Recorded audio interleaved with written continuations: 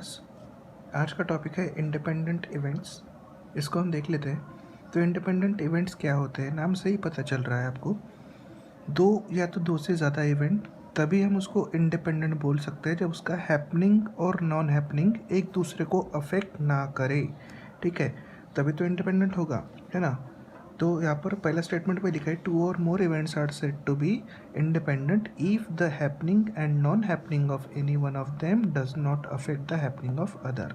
ठीक है, तो एक्सपेरिमेंट, अब इसको एक छोटा सा एक्सपेरिमेंट कंसिडर करते हैं। चलो ले लेते हैं दो डाई, एक को नाम देते हैं डाई वन, दूसरे को नाम देते हैं डाई टू। अब डाई वन और डाई टू अगर मैं एक साथ टॉस करता हूँ तो डाई वन के ऊपर कुछ अलग डॉट्स आएंगे, डाई टू के ऊपर कुछ अलग डॉट्स आएंगे, तो दोनों भी इंडिपेंडेंट है एक दूसरे की। लेकिन मान लो कि दोनों डाइस को मैं दोनों को मैंने बांध दिया एक थ्रेड से, ठीक है, और उसको बाद में टॉस किया। तो टॉस करने के बाद ऑब्वियस सी बात है दोनों के ऊपर के डॉट्स अफेक्ट होने वाले हैं, दोनों डाइस के ऊपर, मतलब डिपेंडेंट हो जाएंगे वो डॉट्स। ठीक है, तो इसी चीज़ को कहते हैं हम लोग इंडिपेंडेंट इवेंट्स। अगर हमने थ्रेड बांधा तो एक दूसरे के ऊपर डिपेंडेंट हो गए, लेकिन थ्रेड नहीं बांधा और दोनों को एक साथ टॉस किया तो दोनों के ऊपर अलग अलग डॉट्स आने वाले, है ना। तो जो अगर हमने बिना थ्रेड के उसको डाई को डाला, थ्रो किया, तो वो हो गए इंडिपेंडेंट इवेंट। और टाई बांधकर उसको एक थ्रेड बांधकर टाई करके बांधकर अगर हमने टॉस किया तो एक दूसरे के ऊपर वो डिपेंडेंट हो गए, बराबर।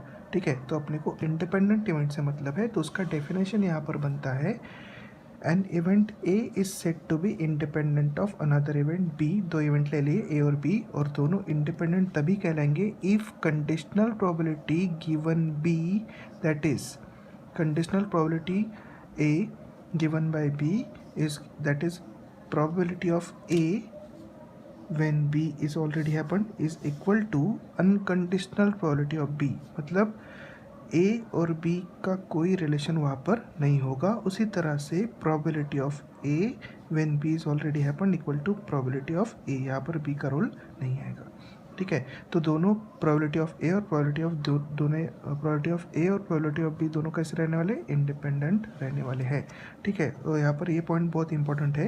It may be noted that above definition is meaningful only when probability of A when B is already happen is defined, that is P of B is not equal to zero. Probability of B यहाँ पर zero नहीं होनी चाहिए।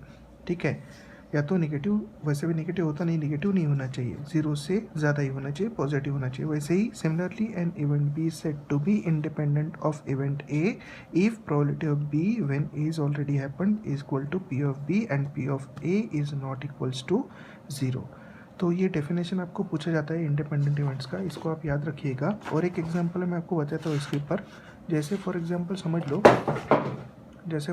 समझ लो कि मैंने एक pack of card लिया 52 का, उसको टॉस, उसमें से आपको दो कार्ड निकालने हैं। पहले एक कार्ड आपने निकाला, अलग निकाला, फिर दूसरी बार आपने एक कार्ड निकाला, अलग से निकाला, तो दो अलग अलग कार्ड आपने दो अलग अलग बार निकाले।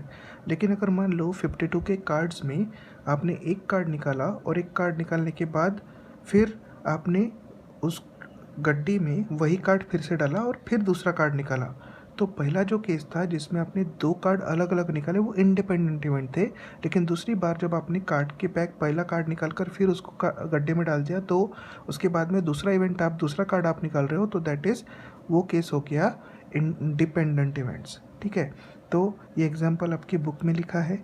ठीक है, दोनों एग्जाम्पल है, इसको आप इतना भी अगर आप लिखते हो तो सफिशेंट है, आप इसका स्क्रीनशॉट ले सकते हो।